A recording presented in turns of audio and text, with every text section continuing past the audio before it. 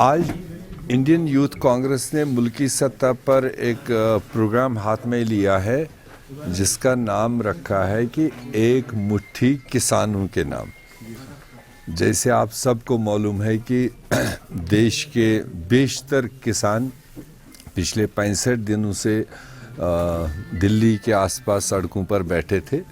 जो मरकज़ी सरकार ने कुछ कानून पास किए थे 5-6 महीने पहले और उसकी वापसी की डिमांड वो कर रहे थे। तो मगर किसी तरह से भी फ़िलहाल मरकज़ी सरकार उनके दुहाई को नहीं सुन रहे हैं और कोई सीधा रास्ता उन कानूनों को बदलने के लिए इख्तियार नहीं कर रहे हैं। उस बीच में कुछ नाक़िस वाक़ात भी हुए 26 जनवरी को जो जांच के दायरे में है। तो उस किसानों के सपोर्ट के सिलसिले में यूथ कांग्रेस मुल्की सतह पर एक मुट्ठी किसानों के नाम से आज का दिन रखा था और उस सिलसिले में आज यहाँ श्रीनगर हेडक्वार्टर पर कश्मीर वादी के जो हमारे तमाम ओहदेदार हैं यूथ कांग्रेस के जो डिफरेंट सतह पर काम कर रहे हैं, तो उनकी यहाँ पर मीटिंग हो रही है और उसके बाद में शायद आपके साथ भी वो बाहर जो उस प्रोग्राम को है अंजाम देंगे। तो हमारा कुल मिलाकर मकसद यही है कि जो देश के नौजवान हैं, देश के किसान हैं, देश के व्यापारी हैं, देश के कई सारे वर्ग इस वक्त परेशान है मरकज़ी सरकार के जो इख्तियार किए हुए पॉलिसीज़ है। और सरकार होती है by the people, of the people, for the people. तो जमहूरियत में जब हम इस फ्रेज़ को सुनते थे, समझते थे, तो हम ये मानते थे कि सरकारें वही करनी चाहिए जो देश के लोगों की रिक्वायरमेंट हो। आज बिल्कुल उसका अपोजिट दिख रहा है कि लोग कुछ चाहते हैं और सरकार उसके अपोजिट करती है, जो लोगों को अपने हित के बारे में नहीं दिखता है।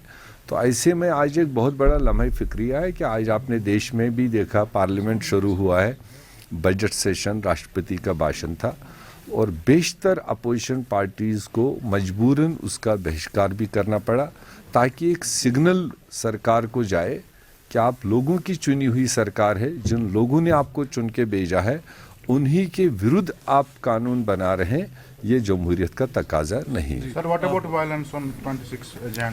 It is condemnable. वो तो सारे देश के बुद्धिजीवियों ने और तमाम समझदार लोगों ने उसको कंडेम किया है कि जो नहीं होना चाहिए था ऐसा हुआ।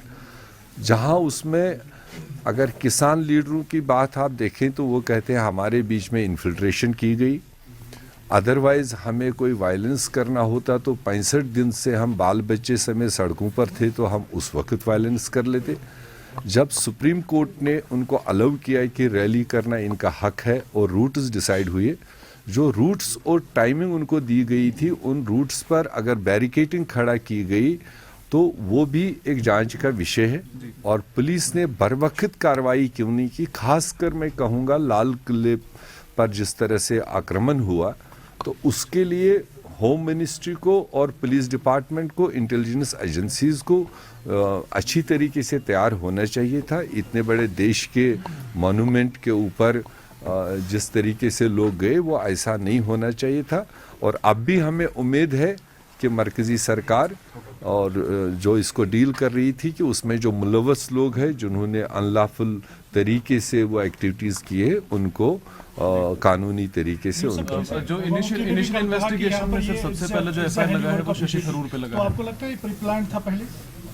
कहीं ना कहीं देखो, जब हम देखते हैं कि किसानों की जो जायज़ डिमांड्स थी वो तो सारा देश समझ रहा था और ये भी हकीकत है कि अगर उनको वायलेंस करनी होती, सियासत करनी होती तो उसमें सियासी पार्टियां बहुत पहले घुस गई होती। तो 65 दिन उन्होंने ऐसा नहीं होने दिया। तो 66 दिन में जब उन्होंने बारहा कहा था कि हम ट्रैक्टरों की रैली करेंगे और इस देश के त्यौहार में शमूलियत करेंगे और खुशी से करेंगे, सुप्रीम कोर्ट के डायरेक्टिव के मुताबिक करेंगे, तो मुझे नहीं लगता है कि उनके नियत में कोई ऐसा अनटूवर्ड होगा, मगर कहीं ना कहीं उसमें दूसरे लोग जो घुस गए, जिन्होंने उस आड़ में अपना टारगेट पूरा किया, वो देश की सुरक्षा एजेंसीज का काम था उसको आइडेंटिफाई करना, उसको देखना, और अब भी हमें भरोसा है कि उनको आइडेंटिफाई किया जाए और they will be book under the law. Sir, initial investigation में शशि थरूर जी पर भी एक एफआईआर रजिस्टर की गई है, सेडिशन चार्ज उन पर लगाया गया है 26 जनवरी के सपोर्ट में, तो जो इंसिडेंट वहाँ पर हुआ था उस पर आप क्या कहेंगे?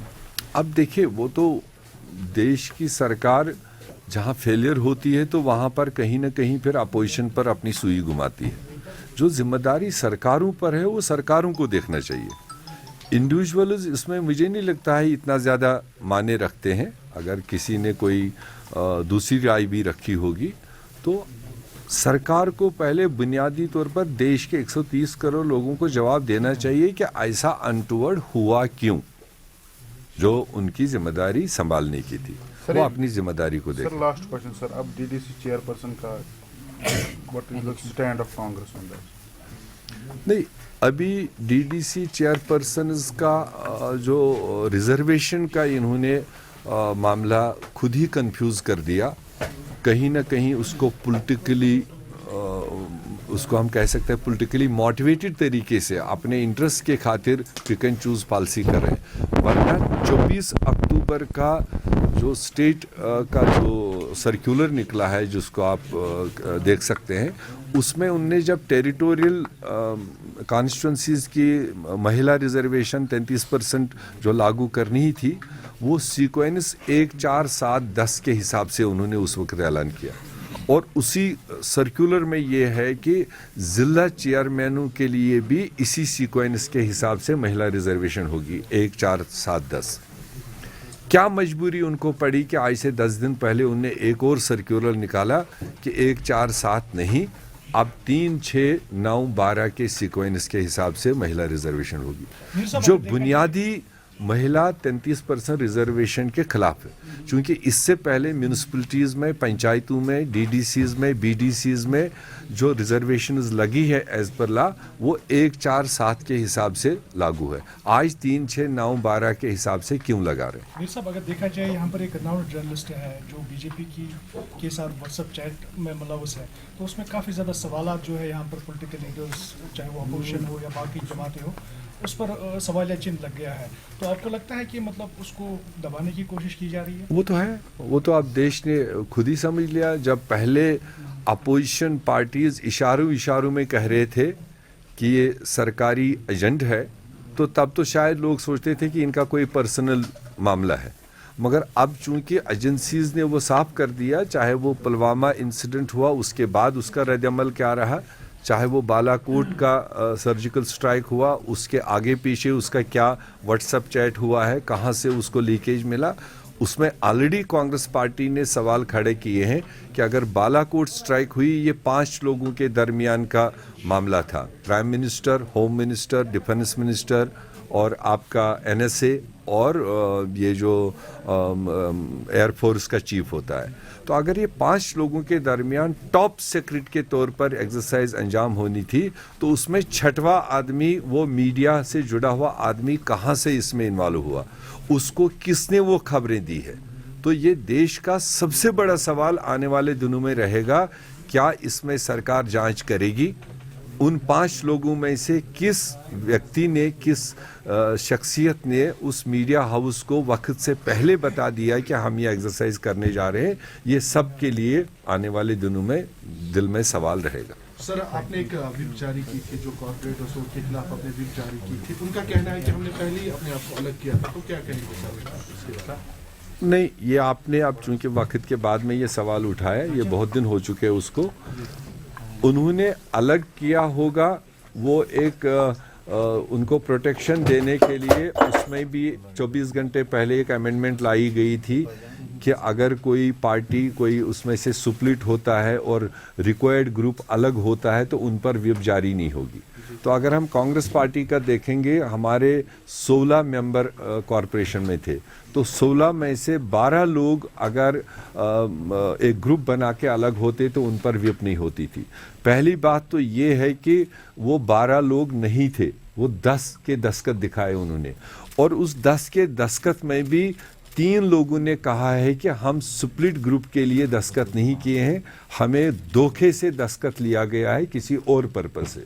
तो therefore matter is with the chief election commissioner, और वहाँ पर उन्होंने जो दायर हमारे चीफ विप ने वहाँ नोटिस दी है, अर्जी दी है, उस पर उन्होंने नोटिस इशू किए उन इंडिविजुअल्स को। वो इंडिविजुअल वहाँ पर अपनी क्या राय देते हैं, अपना जवाब क्या देते हैं, उस पर हम उम्मीद करते हैं कि चीफ इलेक्शन कमिश्नर उसका फैसला लेगा। मीर साहब, अक्सर देखा जाता है कि जब भी बीजेपी पे बात करते हैं तो आप सोशल मीडिया पर इमीडिएटली रिएक्ट करते हैं, बड़ा कड़ा इख्तियार करते हैं आप, तो ऐसा जारी रहेगा in days to come? Will you keep putting up this brave front on?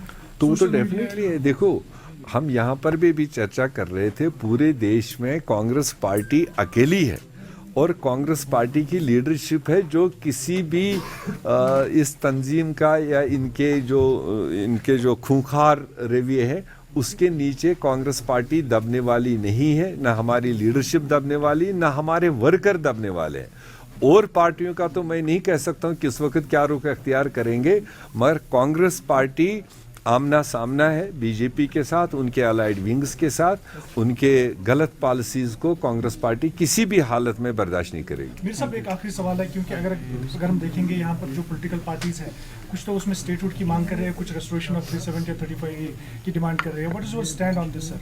Because so many politicians are demanding 370 statehood. देखो, जहाँ तक मैं आपको बता दूँ, 370 की जहाँ तक बात है, डिमांड तो वो पूरे रियासत की है, ऐसा नहीं है। पहले कुछ हिस्से हमारे रियासत के शायद उसके इम्प्लिकेशंस को नहीं समझते थे, मगर धीरे धीरे वो सारे रियासत के लोग समझ गए कि 370 के कितने बेनिफिट्स थे अक्रॉस स्टेट, चाहे लद्दाख था, चाहे कश्मीर था, जम्मू था।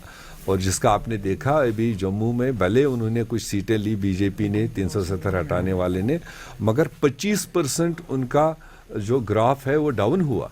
वो 25% कौन है, क्यों उन्होंने आज बीजेपी का फॉलो नहीं किया, तो उसमें हम ये मानते हैं कि उनको समझदारी आई है। जिनको डोमिसाइल के ज़रिए से एंट्रीज दी गई, जिनको लैंड लॉज के ज़रिए से उनको ज़मीन छीनी गई, जिनके एम्प्लॉयमेंट की ज़रिए से उसको नेशनल लेवल ओपन करने से उनको एहसास हो रहा है, तो देयरफॉर वो तो था। मगर सेम टाइम बहुत सारी पार्टी सुप्रीम कोर्ट गई हुई है। तो जब सुप्रीम कोर्ट गई हुई है, वहाँ सुप्रीम कोर्ट ने मार्च के महीने में डे टू डे हियरिंग की बात रखी है। मुझे लगता है कि थोड़ा सा हमको, जो लोग सुप्रीम कोर्ट की ओर रास्ते गए, सुप्रीम कोर्ट ने पहले इस मामले में अपनी वर्डिक्ट दिए हुए हैं। बहुत पहले कई बार उन्होंने 370 को लेकर कहा है कि 370 is the strongest bridge between the state of Jammu and Kashmir rest of country.